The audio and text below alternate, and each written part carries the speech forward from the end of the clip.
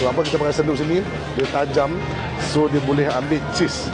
Mak rasap-rasap. Kita akan masak dia, masak makaroni di atas cheese. So kita korek dia lagi, korek ni. Itu tepi ni semua kita korek. Kita korek, so dia akan bergabung dalam ni. Sebab apa kita pakai senduk sini? Dia tajam, so dia boleh ambil cheese. Cheese yang ada ni dia boleh ambil. Dia boleh sodok. Alright. Bismillahirrahmanirrahim.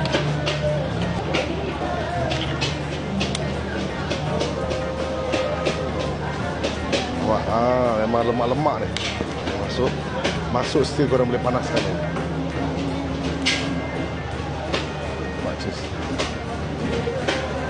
Kita ada bermacam-macam topping. Kita ada kulit ayam, kita ada kulit salmon, kita ada meatball, kita ada pepperoncino, kita ada klasik. Ini satu tan salmon, kulit salmon, satu tan kulit ayam kita bawa dari Semenanjung. Kulit salmon dari Norway.